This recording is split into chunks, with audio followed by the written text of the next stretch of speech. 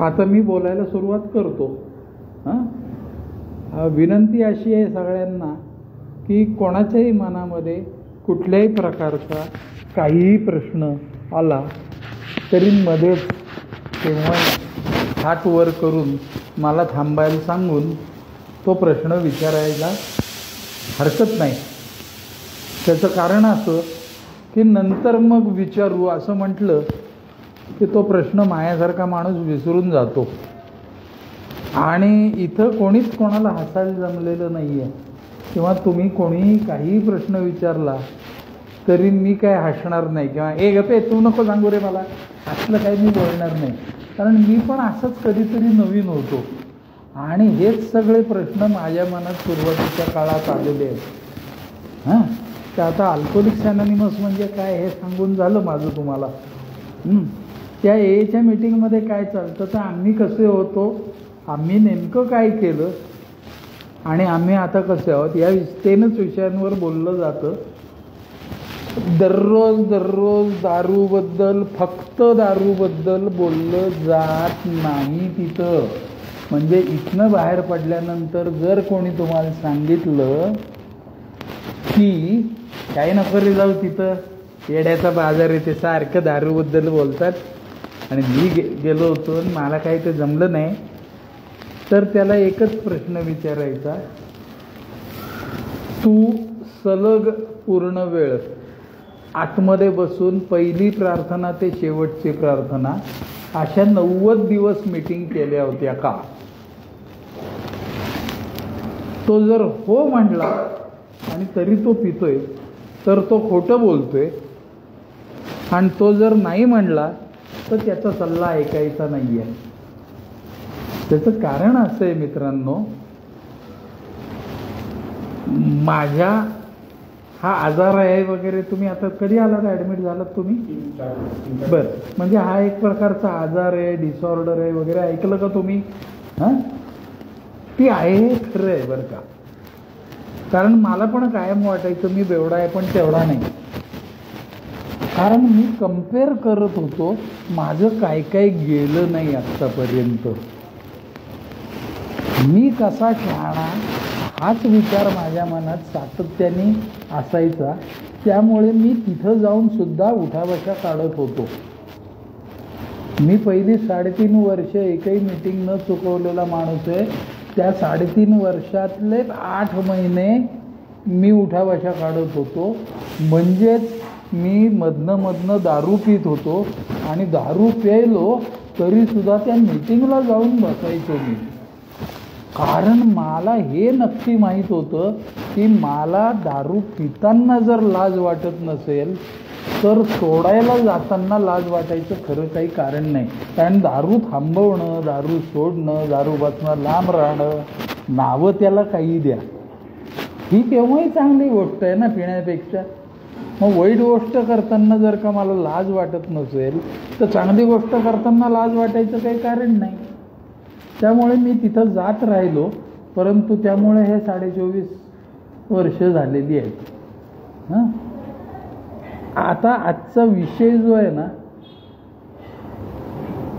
तो आपल्याला अशा कोणत्या गोष्टींकडे लक्ष ठेवलं पाहिजे की किंवा ज्या अशा कोणत्या गोष्टी केल्या नाही पाहिजेत की जी माझी स्लिपची नांदी असते. कळते का मी काय बोलते? सगळ्यात पहिला प्रश्न, इथनं बाहेर पडल्यानंतर माझं वनडेचं बॅटिंग चालू राहील का विकेट पडेल, हाच मुळी प्रश्न असतो माणसाच्या मनामध्ये. तर त्याला माझं आत्ता ठामपणे असलेलं उत्तर असं आहे की तुमची विकेट पडणार नाही. का पडणार नाही डॉक्टर साहेब माहिती आहे का?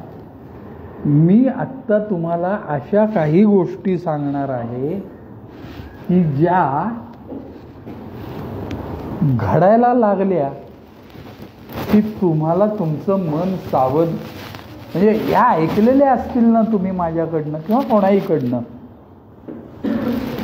तर तुमचं मन आपोआप सावध होईल. असं मला सांगायचा प्रयत्न आहे माझा. सावध राहणं हाच उपाय आहे त्याच्यावरती. आणि कशापासनं सावध राहायचं? त्या स्लिपरी प्लेसपासनं सावध राहायचं. हे तर काय रोजच मला माहिती आहे, माझ्या घरचे पण सांगत होतात की जाऊ नको अरे त्या मित्रांच्यात. पण तरी नाही गेलो ना मी स्लिपरी प्लेसला, तरी काही दिवसानंतर, काही आठवड्यांनंतर, काही महिन्यानंतर परत माझी विकेट पडते. असं काय होतं रे की ज्याच्यामुळे माझी विकेट पडते? तर मी माझा केलेला अभ्यास, माझ्या मानसिकतेचा, आणि अल्कोहोलिक्स अनॉनिमसमध्ये इतकी वर्ष जाऊन वेळोवेळी लोकांची ऐकलेली शेअरिंग यांच्या साह्याने आता मी माझी गोष्ट सांगायला लागणार आहे. मी का उठाबशा काढायचो हे बोलतोय मी तुमच्याशी आत्ता. बरोबर, माझं नेमकं काय झालं म्हणजे माझी स्लीप होते या विषयावर मी बोलतो आता तुमच्याशी. मध्येच थांबवून ज्याला जसा मूड असेल तशा त्यांनी काहीही ॲड करा, किंवा आपण आहे ना शेवटची 10-12 मिनटं प्रश्नोत्तरांना ठेवूया. बरोबर ना बाळासाहेब? हे त्याच्यामध्ये तुमच्यातल्या कोणीही काही ॲड करा की जे मी ह्याच्यात बोलायचं विसरलो असेल. त्यातली पहिली गोष्ट म्हणजे मला आहे ना काही दिवस दारू नाही प्यायलो ना की मला कंटाळा यायला लागतो. कसला कंटाळा यायला लागतो? तर दारू न पिण्याचा कंटाळा यायला लागतो. म्हणजे तुम्ही सगळेजण माझे एवढे अल्कोहोलिक नसालही, पण मला तरी नवीन असताना हा प्रश्न असायचा की सकाळी उठून मी करू काय? मग दारू पिऊ नको तर करू काय? याचा अर्थ मी पहाटे उशी खालनं काढून क्वार्टर तोंडाला लावायचो असं अजिबात नाही बरं का, किंवा कुठेतरी लवकर जाऊन देशी दारूचा धंदा वाजवायचो असंही नाही. मी जायचो 11-11:15 वाजता दारू प्यायला. पण कधी एकदा 11-11:30 होत आहेत असं वाटायचं मला. म्हणजे मी भयंकर बेचैन असायचो. का बेचैन असायचो? ते विड्रॉल झालं सगळं माहिती आहे सगळ्यांना. हां, पण मी बेचैन का असायचो? तो माझ्या डोक्याला दुसरा व्याप नसायचा. म्हणजे माझा प्रॉब्लेम असा असायचा की मला सकाळी उठून करू काय मी? तर त्याचं उत्तर पुण्यात राहणाऱ्या लोकांना सकाळी 7:30 ते 9 मीटिंग करणे हे उत्तर आता अवेलेबल आहे, आणि त्यांनी अवश्य सकाळी उठून 7:30 ते 9 मीटिंग करावी. मला मग काय करू म्हटल्यानंतर काही नाहीच आहे ना करण्यासारखं, कारण नोकरी थांबलेली किंवा गेलेली, व्यवसाय नाटक झालेलं, जे काय असेल ते. घरात कुत्रं विचारत नाही. हां, म्हणजे मला तरी नव्हतं विचारत कोणी. मी हे सगळं माझं सांगतोय मी, याच्यामध्ये कोणालाही टोचून बोलणे हा हेतू माझा अजिबात नाही आहे. माझं काय झालं होतं ते सांगायचा प्रयत्न करतोय मी. आणि मी घरातला मेंबर असून मी घरातल्यांना नको झालो होतो. खरं सांगायचं तर मी नकोसा झालो होतो, कारण मी माझी उपयोगिता त्यांच्या दृष्टीने घालवून बसलो होतो. म्हणजे नुसता कामधंदा करत नव्हतो, पैसे देत नव्हतो एवढं नव्हतं. घरातली काही कामधंदे करायचो नाही, नको तिथं तोंड खुपसायचो. ते येईल पुढं अजून. त्यामुळे काय व्हायचं, हे असून अडचण नसून खोळंबा असं झालं होतं त्यांचं. धरलं तर चावते, सोडलं तर पळते. आणि अशा अवस्थेत माझी अवस्था माझ्यामुळे झाली होती. आणि त्यामुळे मग मी घरातही बेचैन असायचो कायम. मग मला अशा वेळेला माझ्या जुन्या मित्रांची आठवण यायची. तेव्हा मला मित्र आणि ओळखीचा याच्यामध्ये फरक असतो हेच मुळे माहीत नव्हतं, कारण तोपर्यंत मी अगदीच नवीन मध्ये जायला लागलो होतो आणि रुळायचो होतो. त्यामुळे मी असं बोलतोय की मित्र आणि ओळखीचा याच्यात फरक असतो. माझ्याबरोबर पिणारे सगळेजण माझे मित्रच वाटायचे, कारण एखाद्याकडे पैसे नसले की तू बस रे, तू मी आहे ना, असं चाललेलं असायचं. किंवा माझ्याकडे कधी पैसे नसले तर झालं कर आता मी जातो काय, हे बसरे म्हणायचे मी आहे ना. म्हणजे तेच मला मित्र वाटत होते. मला मित्र आणि ओळखीचा यांच्यात फरक करता येत नव्हता. ते नंतर सांगेन कधीतरी मी. त्यामुळे मी सारखा त्या मित्रांच्यातच जायला लागायचो आणि त्यांच्यात गेल्यानंतर मी दारू प्यायचो. पहिले 2, 4, 5, 7, 10 दिवस 12 दिवस नाही प्यायचो. परंतु त्यांच्यात गेल्यावर मी न पिता घरी आलो ना की मला वाटायचं आता माझा कंट्रोल आलाय, आता मला कुठं थांबायचं ते कळते. आणि आता जर मला कळत असेल कुठं थांबायचं ते, मग प्यायला काय हरकत आहे, मी केव्हाही सोडू शकतो. अशी माझी मानसिकता हळूहळू बदलायची जुन्या दारू पिणाऱ्या प्रॅक्टिसिंग अल्कोहोलिक मध्ये गेल्यानंतर. म्हणजे जर तुम्हाला जर कधी असं वाटायला लागलं की जुन्या मित्रांच्यात जावंसं वाटतंय, तर ती तुमच्या स्लीपची नांदी आहे असं मला सांगायचं. आजचा विषय तोच आहे. अशा कोणत्या गोष्टी आहेत की ज्या तुमच्या स्लीपची नांदी असू शकतात. दुसरा विषय असा आहे, माझं कसं नुकसान झालेलं नाही असं मला वेळोवेळी वाटायला लागतं.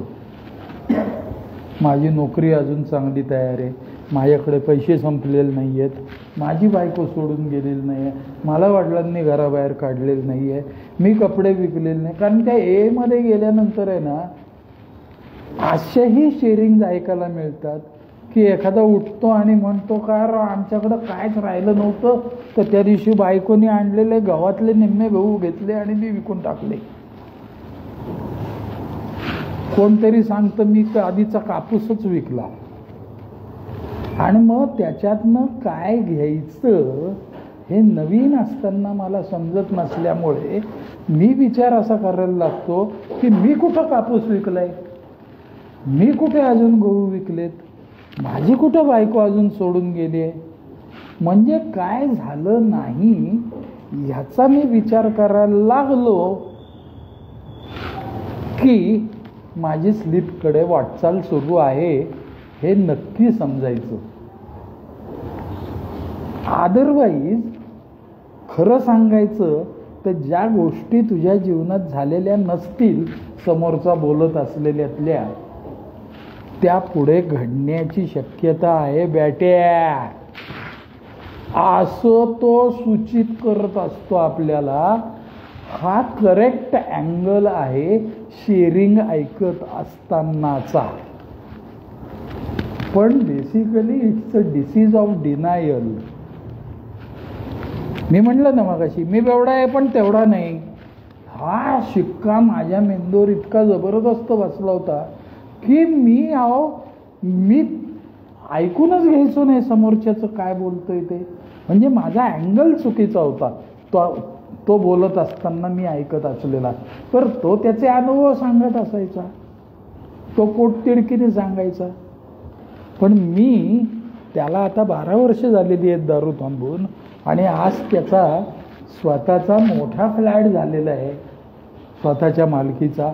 ह्याच्याकडे मी बघायचो नाही. तो सांगायचा बरं का, एकेकाळी असा हातचड्डीवर आणि गंजीफ्रॉकवर देशी दारू प्यायला जाणारा माणूस आज मोठ्या फ्लॅटमध्ये राहतो आणि परवाच मी गाडी बदलली, हे तो सांगत असतो. पण माझं त्याच्याकडे लक्ष जात नाही चालू. तसं जर व्हायला लागलं तर आपल्या स्लीपची ती नांदी आहे असं समजायला लागा.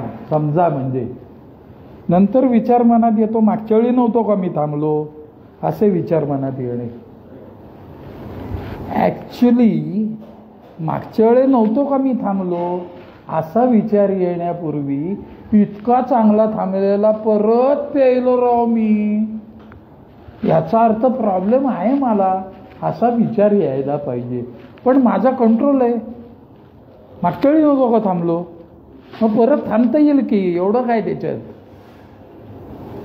अरे तसं नाही आहे. हा विचार मनात येणं हेच मुळी वॉर्निंग आहे आता तू उताराच्या दिशेला लागली आहे गाडी तुझी. बरं असं आहे ना, प्रत्येकाच्या मनात काय विचार येणार आहे किंवा आलेला आहे हे ज्याचं त्यालाच माहिती. संदीप, ते मला किंवा ह्याला कसं कळणार नाही का? प्रत्येकाच्या मनातले हा सगळा खेळ आहे ना, हा स्वतःला न फसवण्याचा खेळ आहे. आणि दारू फसवते फसवते फसवते, परत परत स्लीप होते. हे होऊ नये याच्यासाठी आपण मेंटली प्रिपेअर्ड असावं. त्यासाठीचा हा ग्रुप, आत्ताचा ग्रुप किंवा हा विषय मी बोलतोय. माझा कंट्रोल आहे, मला कुठं थांबायचं ते कळतं असं वाटायला लागणं म्हणजे परत माझी स्लीपकडे वाटचाल सुरू झाली. हे होय, जरा काही दिवस थांबलं की नाही की आता मला लोकांनी कडेवर घेतलं पाहिजे. कडेवर घेतलं पाहिजे म्हणजे मला माझ्या लायकीची नोकरी मिळाली पाहिजे. माझं स्टँडर्ड कसलंय, माझं स्टेटस कसलंय, माझं कॅलिबर कसलंय, हे सगळे विचार मनात यायला लागतात. आणि आत्ता ना सध्या माझे स्टार बेकार आहेत, त्यामुळे हे माझं नाटक चाललेलं आहे. आणि त्यातनं खरं सांगायचं ना तर काय होतं, हे मी पिण्याच्या काळात, शब्द आहे का महत्वाचा बोलतोय, पिण्याच्या काळात म्हणजे झाले याला साल्याला 3 आठवडे थांबून किंवा 3 महिने थांबून, आणि तोंडात भाषा काय आली, पिण्याच्या काळात.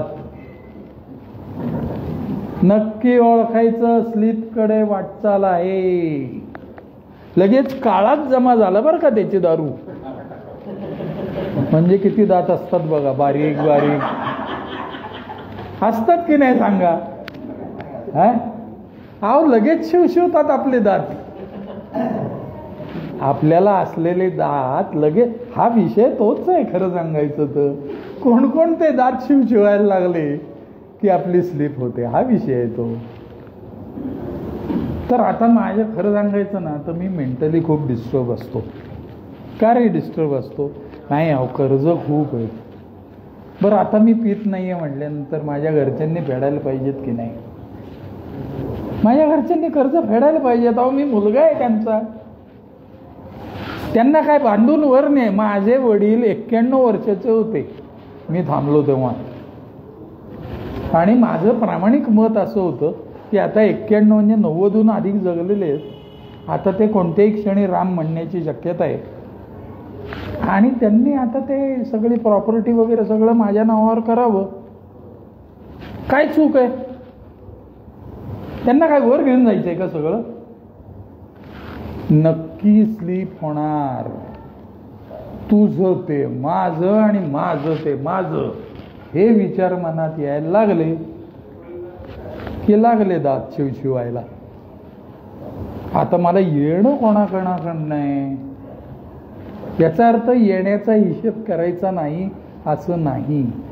पण येणं असलेल्या पैशावर अवलंबून राहून काम जर मी करत नसेन तर माझी स्लीपकडे वाटचाल आहे. देणं किती किती आहे कोणाकोणाचं हिशेब करायचा नाही का? करायचा. पण त्यासाठी शॉर्टकट शोधणे.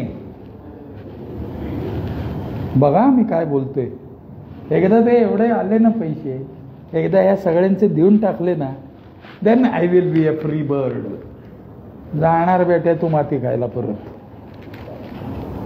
हे विचार येतातच मनात. आता घरच्यांनी कर्ज फेडलं पाहिजे असं वाटायला लागणं, किंवा मला कुठेतरी मोठा धनलाभ झाला पाहिजे, 1 स्ट्रोक सगळ्यांचे पैसे देऊन टाकीन, मग ओखेमध्ये राहीन मी, माती खाणार. इतके दिवस झालेले का तू कर्ज खांद्यावर घेऊन फिरतोय, एका दिवसात कसं फिटल तुझं कर्ज? म्हणजेच बापाला मुंडक्यावर टाकायचं. दुसरं काय? मोठा भाऊ म्हणा, बहीण म्हणा, कोणाला तरी काम दाखवायचं, डाव करायचा आणि मग ओके. आणि हे ओके वाटणं म्हणजे 8-15 दिवसामध्ये बाहेरनं पिऊन येऊन बेसिन पाशी ओके.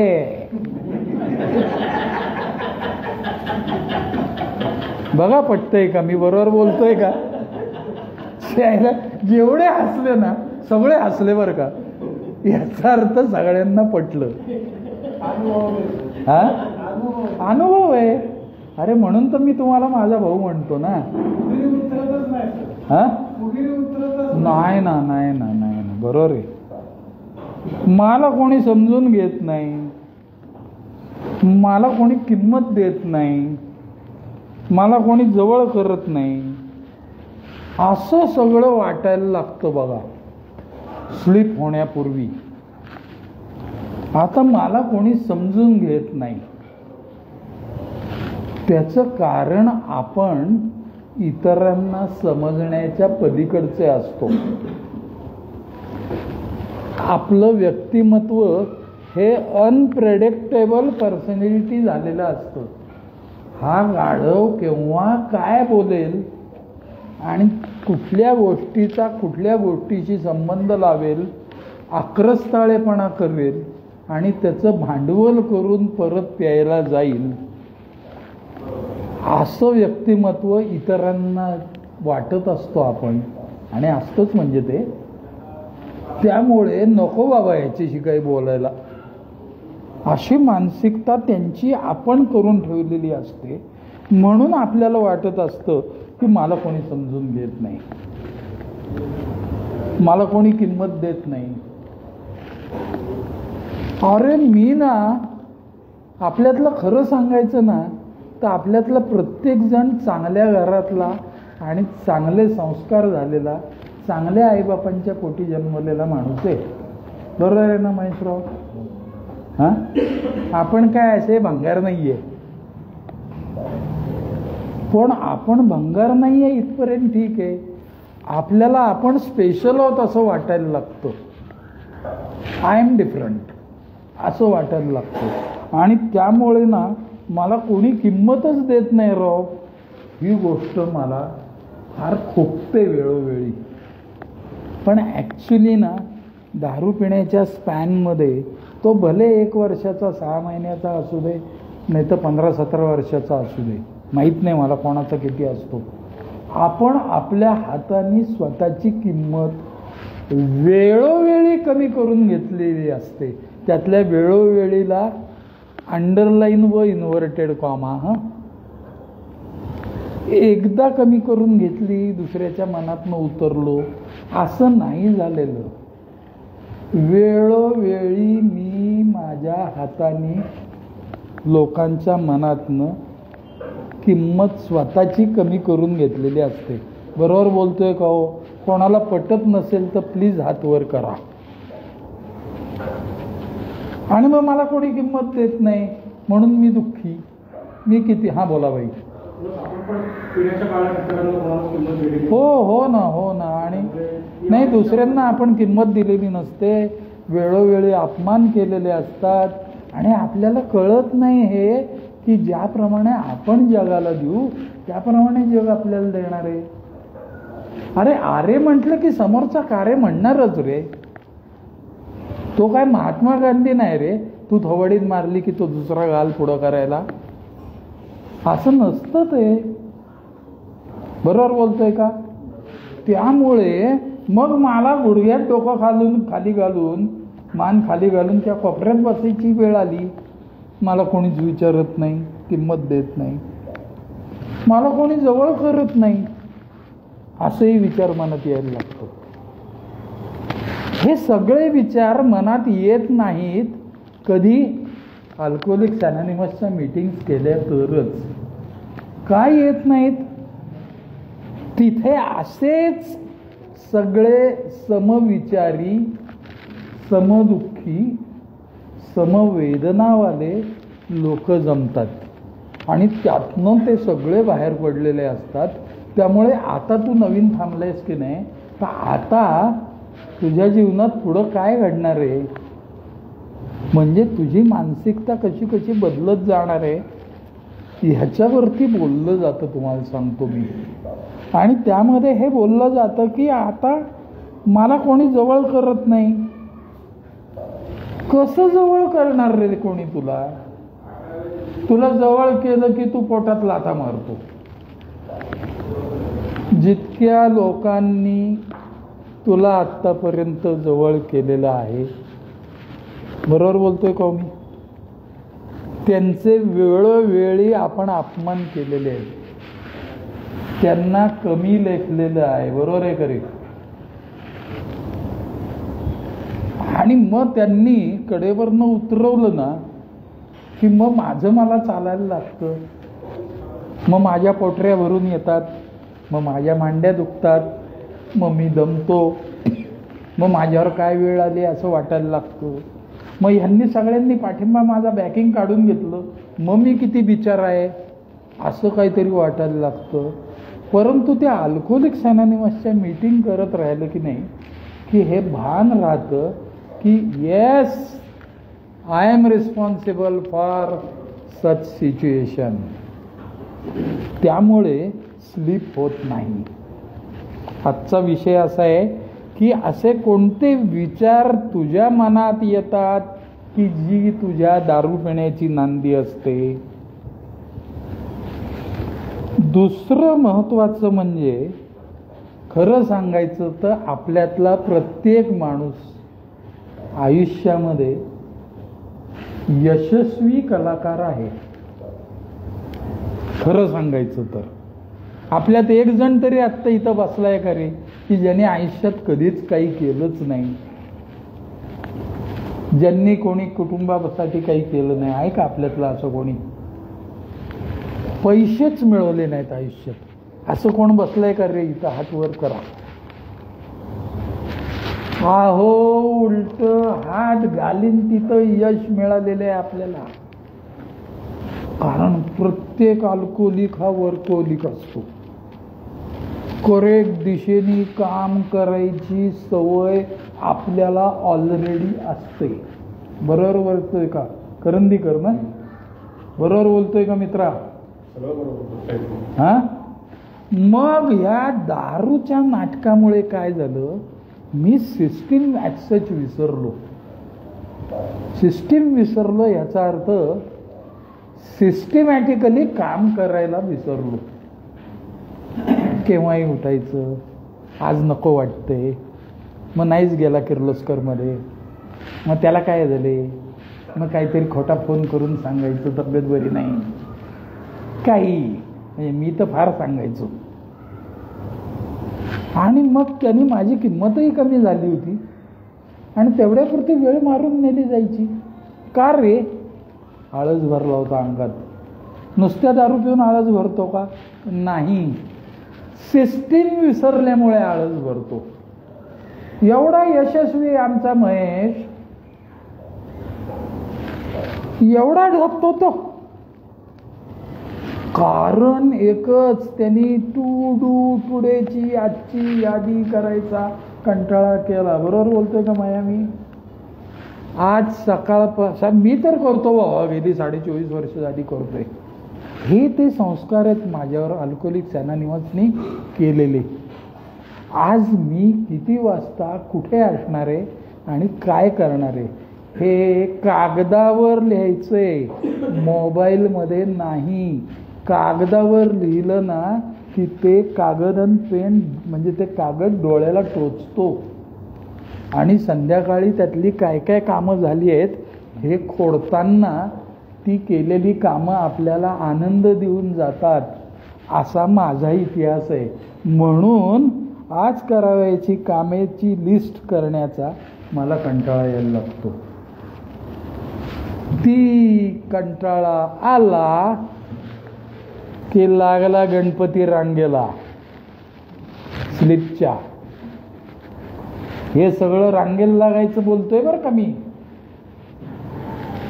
पिणाऱ्या लोकांची दारू थांबवण्यासाठी प्रयत्न करावा असं वाटतो. अवचित उठलं खाजवत सुटलं. अरे शेख तू आपनी देख, बरोबर आहे की नाही डॉक्टर साहेब? आत्ता आपलं पहिलं 1.5 वर्ष होईपर्यंत, 2.5 वर्ष होईपर्यंत आपली दारू थांबवणं हे पहिलं काम आहे आपलं. हा सगळा कार्यक्रम चाललाय की नाही, तो स्वतःला मदत करण्याचा कार्यक्रम आहे. दुसऱ्याला मदत करायचे दिवस तुझे अजून यायचे आहेत. पण मला लगेच आपल्याला कसं मधनं असं चांगलं वागायचे उमाळे येतात की नाही, त्यातला हा प्रकार आहे. माझी दारू थांबली, एवढा ऐका तू, 5 महिने झाले आता, चल मी शिकवतो तुला दारू कशी सोडायची. कुठंतरी काहीतरी कोणतरी पित असतं, त्याला जाऊन अक्कल शिकवायला जातो मी. चल मी तुला शिकवतो. काय जरूर आहे का बेट्या? अगोदर तुझा पाया पक्का कर रे. तुझ्या बुडाखाली किती मोठा अंधार आहे ते बघ. हा सेल्फ हेल्पचा कार्यक्रम आहे. स्वतःला मदत करायचा आहे. लोकांना मदत करायची वेळ आत्ता नाही. मला माझ्या ओल्ड टायमर्सनी सांगितलं, तुला जर लोकांना मदत करायची असेल तर आपण दोघं जाऊ, त्याला मेसेज देऊ एचा, तो मीटिंगला येईल. पण म्हणजे तो नाही आला तर तुला काय करायचंय? तो नाही आला तर पिल, अजून काय, नाहीतरी पितोच आहे. पण त्याच्याकडे बघून तुला कळेल, बरं झालं तू एच्या मीटिंगला यायला लागला आणि थांबलायस बेट्या.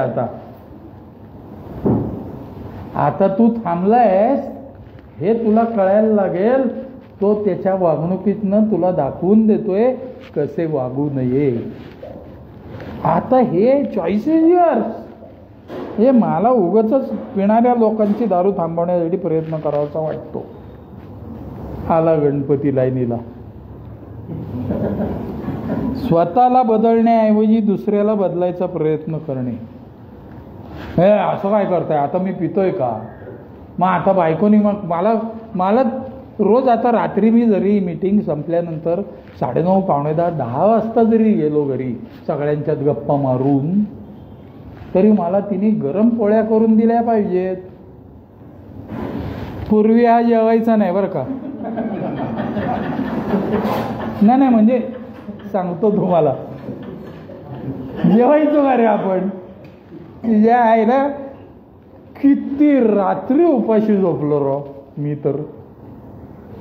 आणि टाईट इतका असायचो की दुसऱ्या दिवशी सकाळी उठून खरकटी ताटं मोजायचो. 2 असतील तर ते 2 जण जेवलेत, 3 असतील तर मी पण जेवलोय. अशी अवस्था असलेल्या माणसाने बायकोनी गरम पोळ्या करून दिल्या पाहिजेत. नाही जेवणार मी. आले दात आले. आता काय करायचं? आता सावध व्हायचं. बरं, हे विचार जे आहेत ना दातांचे, हे ज्याचे त्यालाच कळतात नाही का. कोणाचा कुठला दात शिवशिवतोय ते मला कसं कळणार? किंवा या जगातल्या कोणालाही कळणार नाही. याची डावीकडची मागची दाढ दुखतीये का, उजवीकडची दाढ शिवशिवतीये का. घरात चिडचिड व्हायला लागते उगीचच बरं का. हे तुम्हाला किती वेळा सांगितलं रे, हे वर्तमानपत्र नीट ठेवत जा. अरे तू ठेव की. नाही पण म्हणजे काय मी तेवढाच धंदा करायचा का? मग दुसरा काय धंदा आहे तुला? दुसरा काय धंदा आहे? म्हणजे दुसऱ्याला बदलायला जाणं. बरोबर बोलतोय का मी? ही दारू पिण्याची नांदी आहे. बदल मला स्वतःचा करायचा आहे. दुसरी महत्वाची साईन, वेळ न पाळणे. सकाळी उठून माझ्या वागण्यामध्ये ट्रान्सपरन्सी असलीच पाहिजे. आज दिवसभरामध्ये मी कुठे जाणार आहे, काय करणार आहे, किती वाजता जेवायला येणार आहे. भले 10-15 मिनिटं इकडे तिकडे होतील. ते काय म्हणजे अशी कार्ड पंचिंग नाही आमच्या किर्लोस्कर मधल्यासारखं. की उशीर झालं तर इन्सेंटिव्ह कट आहे, उशीर झाला ना आज एक पोळी कमी खा, असं नाही म्हणत कोणाची बायको. परंतु आपल्यामध्ये आणि त्यांच्यामध्ये ट्रान्सपरन्सी असली पाहिजे की नाही. पूर्वी आपण किती वेळा इकडं जातो सांगून तिकडं गेलेलो आहे, मी तर गेलोय बुवा, म्हणजे विश्वासघात वेळोवेळी झालेला आहे. मग आता विश्वास मिळवायला पाहिजे ना. नाही तर माझ्यावर कोणी विश्वासच ठेवत नाही. अरे कसा ठेवणार? तो विश्वास ठेवण्यासाठी तू काय केलंय हे करणं महत्वाचं आहे. वेळ पाळणे. वेळ नाही पाळली आला गणपती रांगेला, कारण विश्वास नाही ठेवणार लोक तुझ्यावर. इतर लोक दारू पित असताना मी उगीच तिथे रेंगाळणं, त्यांची पार्टी. आता तू पित नाही ना, मग यायला काय हरकत आहे तुला? हा येईन, मी येईन म्हणायचं जायचंच नाही. म्हणजे काय आता मग काय दारू न पिता पण काय खोटं बोलायचं नाही का? खोटं बोलायचं का काय? हो बोलायचं. खोटं बोलण्यात आपण सराईतच आहे ना. आयुष्य गेलं की रे दारू पित असताना खोटं बोलण्यात. मग आता न पिण्यासाठी खोटं बोललं तर काय बिघडलं? आणि त्यातनं तुला जर अगदीच एवढा किडा असेल, सगळे सख्खे नातेवाईक तुझ्याशिवाय कोणी ओपनच करणार नाही वाटली, असं जर असेल तर पोटभर जेवून जा. नाही पिणार तू नाही, पण मग त्यांच्या अगोदर कसं जेवायचं? मग मर. करेक्ट बोलतोय ना मी. आपण काय शिकलो? पोट भरल्यानंतर शक्यतो दारू पित नाहीत माणसं. पोटभर जेवून जा ना तिथं, नंतर तिथं गेल्यावर त्यांच्यातला चकडा खा. काय बिघडते? बोला, काय बोलायचंय का तुम्हाला? हो, अनेकांचा स्वतःचा एक्सपिरियन्स माझा पण आहे. हो, आपण आजकाल कुठेतरी डेक्कनला आपण सांगणार आहोत कल्याणी नगरला, हो, 2 तासाची वेळ आपण सेफ ठेवतो. हो, कारण पीत असताना ते. आता पीत नाही म्हटल्यानंतर ट्रान्सपरन्सी ठेवायची. अहो तुम्ही डेक्कनला असताना कल्याणी नगरला असतं सांगायचं, मी डेक्कनला असताना कल्याणला असतो सांगायचो. काय सांगायचं तुम्हाला? खोटच बोलायचं तर काय हो. ठीक आहे. त्याच्या पुढे हे जरा हे लहान कर रे. हा, हे कसं लहान करायचं बघ. राहू दे, बघू आपण. हा, कुठे आहे संदीप? तर राहू दे, ठीक आहे. घरात चिडचिड व्हायला लागते.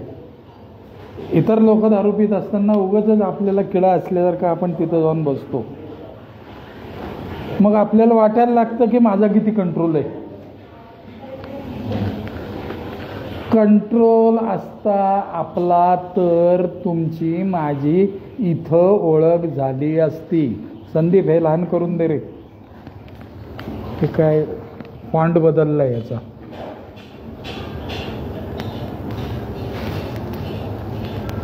बस झालं. बरोबर आहे. आपला कंट्रोल असता. आणि कसं माहिती आहे का, once an alcoholic always an alcoholic. एकदाचा मद्यपी तो कायमचा मद्यपी बरं का. म्हणजे आता याच्या पुढे मला कधीतरी सोशल ड्रिंकर होता येईल असं जर कोणाला वाटत असेल तर ते खोटं आहे. तसा विचार मनात येणं म्हणजे परत स्लिपच्या दिशेने आपली वाटचाल सुरू होणं आहे.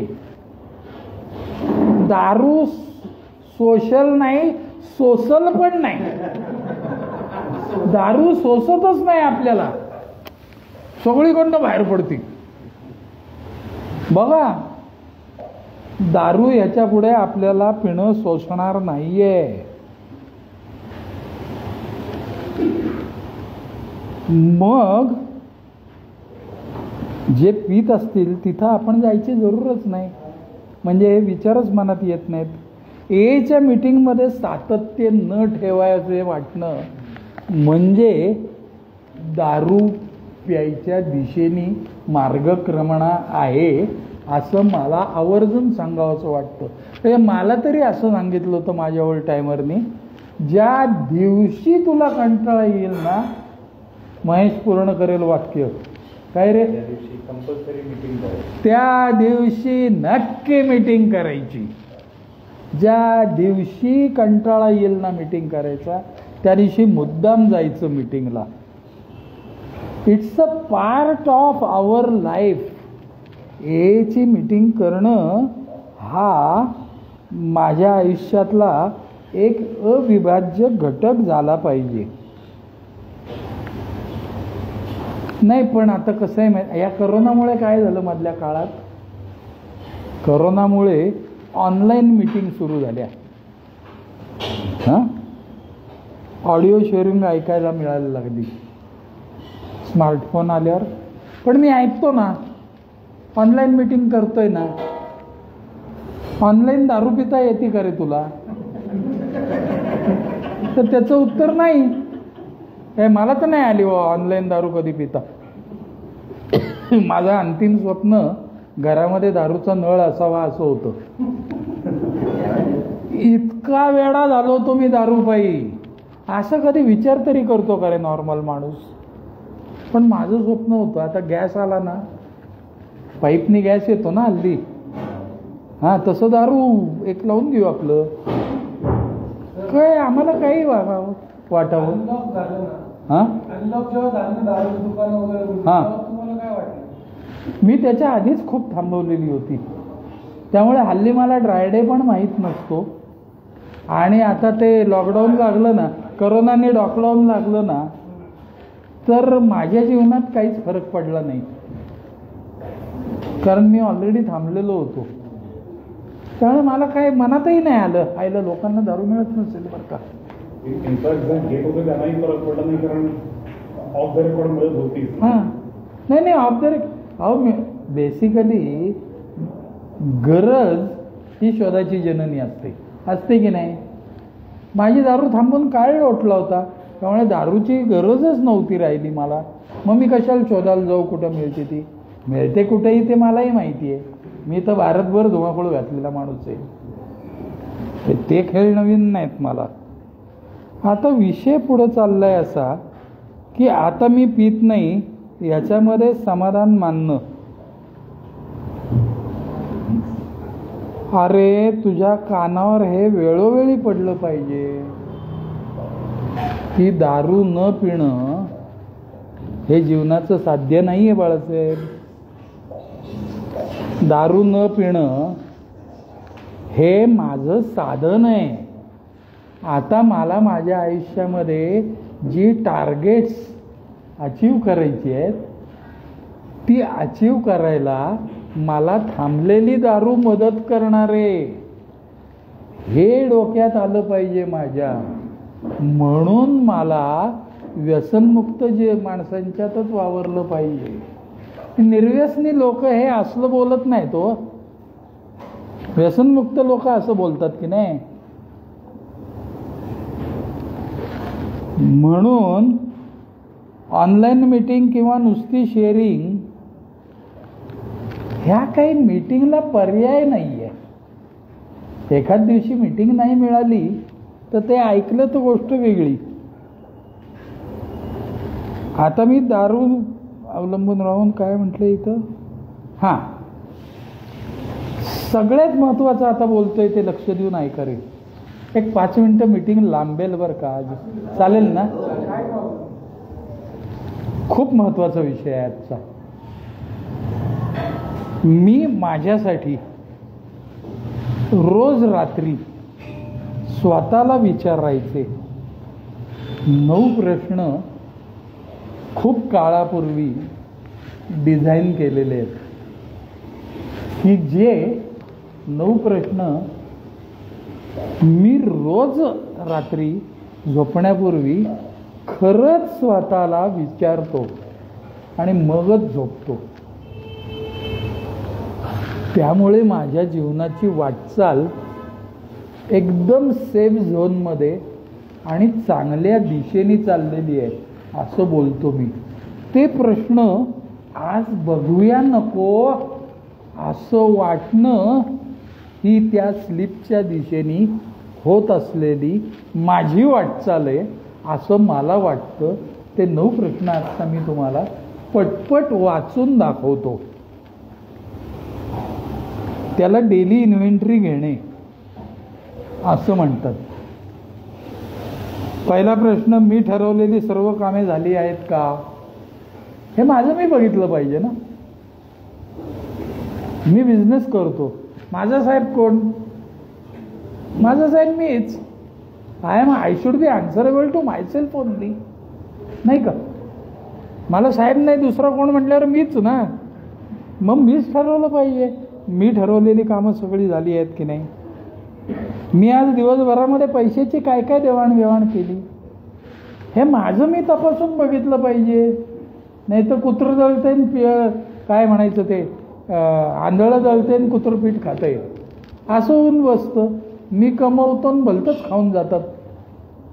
मी आज पैशाचे काय काय व्यवहार केलेत हे रोजचं रोज बघितलं पाहिजे. माझ्याकडून आज कोणी दुखावलं गेलंय का रे हे माझं मी बघितलं पाहिजे वर रोज.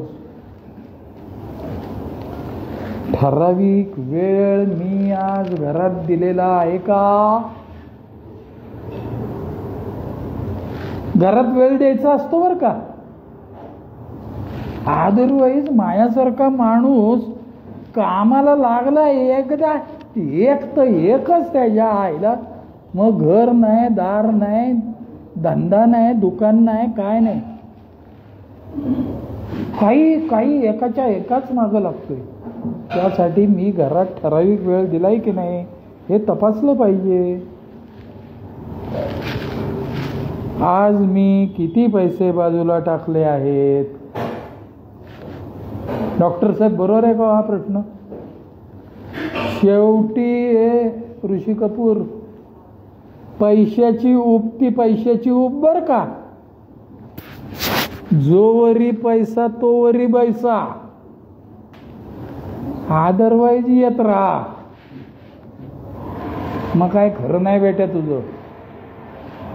पण हे रोजचं रोज बघितलं पाहिजे आज मी किती पैसे बाजूला टाकले. माझ्या मनाला त्रास देणारे विचार मी कोणाशी तरी आज बोललो आहे का? नाही तर मी त्यांनी केलेला अपमान मी आपल्या मनात कुडत बसायचं आणि मग दाखवतोच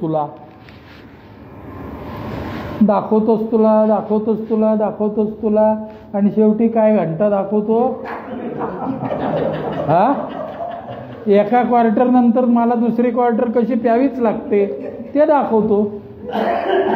बरोबर बोलतोय ना मी.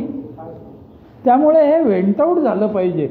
मला मनाला झालेल्या अपमान असू दे, वेदना असू दे, हे माझं रोजचं रोज बोललं गेलं पाहिजे.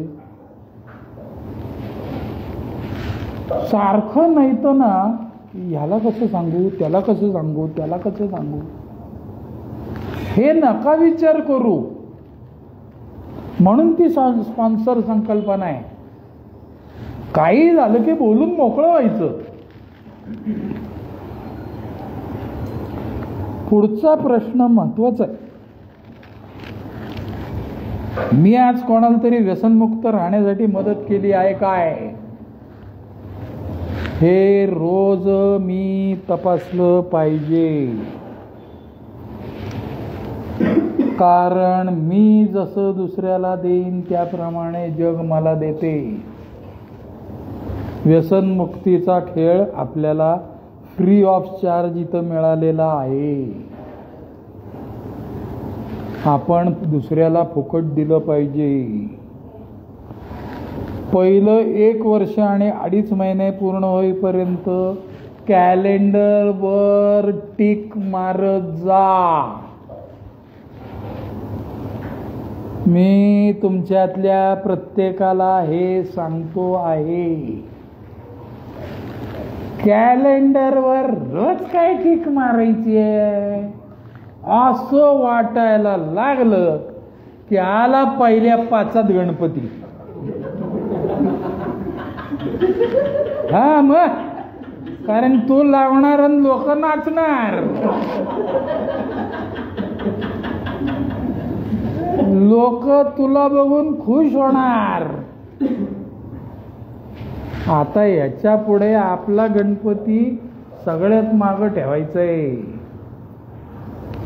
सावध का व्हायचंय? असेच वागत राहिलो तर आत्तापर्यंत तू जेवढा जगलेला आहेस तेवढं, तुला म्हणतोय मी, मागं नको बघू. शाळेला हेच ते स्वतःकडे दुर्लक्ष, स्वतःच ठेवायचं झाकून आणि दुसऱ्याचं पाहायचं वाकून. अरे उतरेल, थोडा वेळ जायला लागतो. जाईल जाईल, तू नको काळजी करू. You are on the correct track. मी काय सांगतोय, विषय असा चाललाय आत्ता आपला की आत्ता आपण जितकी वर्ष आत्तापर्यंत जगलोय अजून तितकी वर्ष जगणार आहे का? असेच वागत राहिलो तर? हा विचार करायला आत्ता आपण इथं जमलेलो आहे. मी 10.5 वर्ष दारू प्यायलो, त्याच्यात दुपटीहून अधिक काळ मी दारू थांबवलेला माणूस बोलतोय तुमच्याशी. Choice is yours.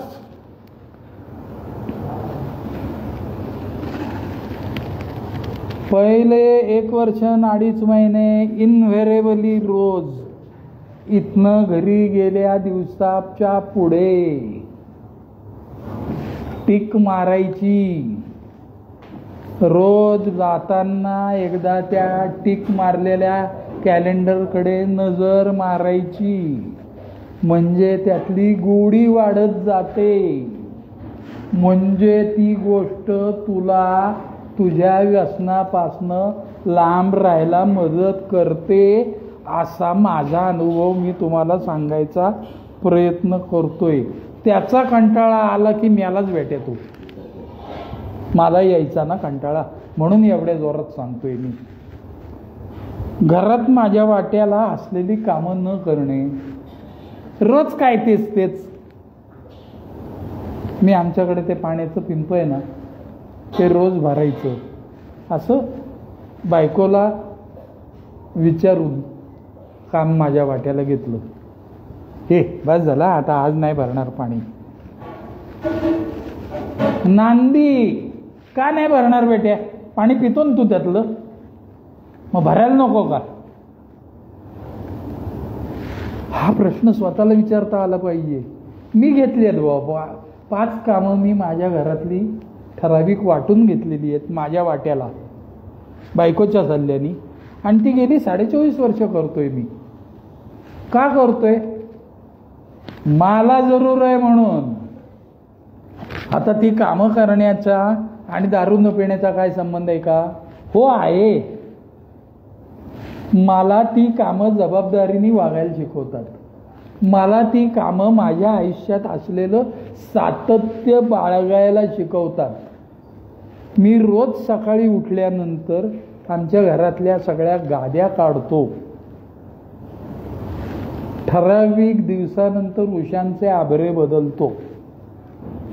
ठराविक तारखांनंतर बायकोच्या सल्ल्याने त्या वॉशिंग मशीनमध्ये पर्यंत चादरी नेऊन टाकतो. बाकी ते वॉशिंग मशीन लावणं फिवणं सगळं तिचं काम आहे. पण ही माझी जबाबदारी आहे, माझं लक्ष आहे घरामध्ये. हे माझं मला दाखवायचं आहे. अदरवाईज सकाळ झाली, कोंबडा हरवला, भैरव उठला की निघाला, आलोच म्हणतोय. खरं आहे की नाही? आपलं वागणं तसं चाललं होतं. घरातल्या जबाबदाऱ्यांची जाणीव पाहिजे रे आपल्याला. सगळ्यात महत्त्वाचा फॅक्टर, दर महिन्याला ठराविक तारखेला ठराविक पैसे घरात दिले गेलेच पाहिजेत. नाही पण आता मी काहीच कमवत नाही आहे ना.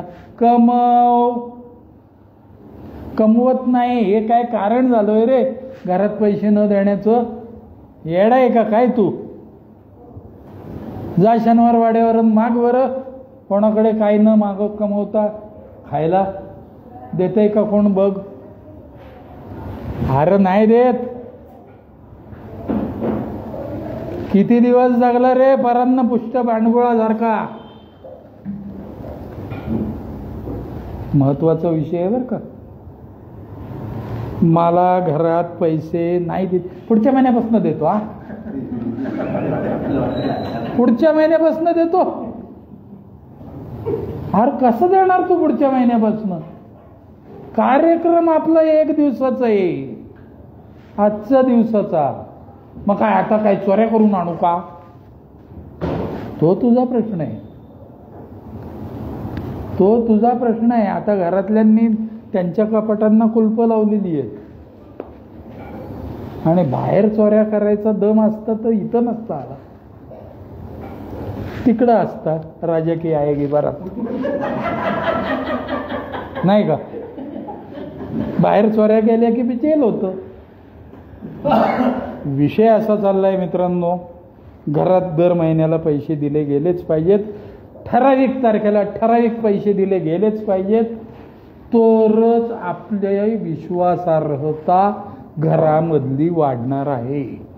अदरवाईज काय ते आमचे हे हल्ली काय करतात, ते सकाळी उठून पहाटे फिरायला जातात, मग आल्यानंतर व्यायाम करतात, मग नाश्ता करतात. अहो तुमचे हे हल्ली काय करतात? नाही ते आता दारू पित नाहीत. अहो ते करतात काय? नाही दारू नाही पित. अहो करतात काय? त्यांच्याकडे काय उत्तरच नाही हो सांगायला करतात कायचं. चुकीचं आहे ना रे. आत्तापर्यंत घातली तेवढी मान पुरे ना घरच्यांची खाली घालणं. हे जर नाही केलं तर तुमची स्लीप नक्की होणार. नवीन माणसाला मदत करायचा कंटाळा करणे, वाट लागणार.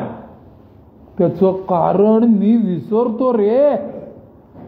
मी थांबलो तेव्हा माझ्या घरातली परिस्थिती कशी होती, माझी मानसिकता कशी होती, मी कसा खचून गेलो होतो. मी दुसऱ्याच्या मनाला उभारी दिली, दारू थांबवायला मदत केली, तरच मला उभारी मिळणार आहे. आता पैसेच कमवायचेत ना. थांब जरा, आमचा एक मास्टर आहे त्याला भेटतो. स्लिपच्या नांदीबद्दल बोलतोय मी. कसला मास्टर आहे रे तो? मटका मास्टर. याच्या ओळखीचे हे सगळे असेच, कोणीतरी रेसवाला, कोणतरी मटकावाला आहे ना, कोणीतरी मन्ना झन्ना खेळतात ते तसले. इझी मनी, इझी मनीच्या माग लागला, गॅरेंटेड स्लीप होणार बेटे तुझी. कारण जुगारीत कधीच कोणी कायम प्लस होत नाही. खेळवणारा नेहमी प्लस असतो, कारण त्याचा तो धंदा असतो.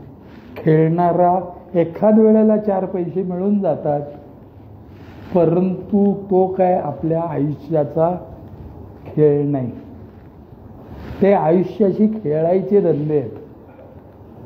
मी हे सगळं करून झाल्यावर अनुभवाचे बोल बोलतोय. कुठंतरी हे असलं काहीतरी करायचो मी. कुठेतरी बारीक सारीक कर्ज काढ, आत्तापुरती वेळ मारून नाही. हे बघ, हे तू पैसे मागितले होते ना, या महिन्याला दिले का 10,000 रुपये 12,000 रुपये. काय त्यावेळेला 10-12,000 रुपये म्हणजे मोठे होते. 25 वर्षापूर्वी 24 वर्षापूर्वी. दुसऱ्याकडनं पैसे आणून देणं म्हणजे मोठा खड्डा बुजवायला लहान खड्डा बुजवायला मोठा खड्डा काढणं. बरोबर बोलतोय की नाही मी? आता हात पसरायचे तर फक्त परमेश्वराकडे. मी पसरतो रोज. आज मी ज्या कामांना बाहेर चाललोय आता त्यात यश दे असं परमेश्वराला सांगतो मी, आणि त्याप्रमाणे मी वागतो. कारण तो काय माझ्या बापाचा नोकर नाही आहे. दरवेळी मी कसंही वागायचं आणि परमेश्वराने यश द्यायचं, तसं होत नाही. आणि शेवटचा पॉइंट बोलतो मी थांबतो मित्रांनो. सेक्समधली विकृत आसक्ती बळावणे हे ज्याचं त्यालाच कळणार आहे. नक्की स्लीप होणार. कारण आपल्यासारख्याला, इतर मी काय वर्णन फिरणं करणार नाही, पण एवढं नक्की सांगतो, आपली विकृती आपल्याला काय सांगते. आपली विकृती आपल्याला बायकोनी रांडेसारखं वागावं आणि रांडेनी बायकोसारखं वागावं अशी विकृती सांगते. बघा बुवा, विचार करा. चुकूनही त्या मार्गाला जाऊ नका. मी जात नाही. कारण ती गोष्ट आपल्याला परत दारूकडं नेणारी आहे. आणि दारू पिणं म्हणजे करंदीकर साहेब 50,000 फटाक्याच्या माळेला वातीला उदबत्ती लावण्यासारखं आहे. एकदा ती वात पेटली की कधी थांबल सांगता येत नाही. त्यामुळे वात न लावण्यासाठी हे जर का बदल आपण स्वतःत केले आणि सावध राहिलो तर आपण आनंदी होतो, समाधानी होतो. आपलं घर व्यवस्थित सांभाळलं जातं. आपली बोलायची वेळ संपलेली आहे. 4-1 मिनिटं जास्त बोललो, त्याबद्दल माफ करा. आता याच्याबद्दल कोणाला काही प्रश्न आहेत का? प्रश्न असतील तर विचारा.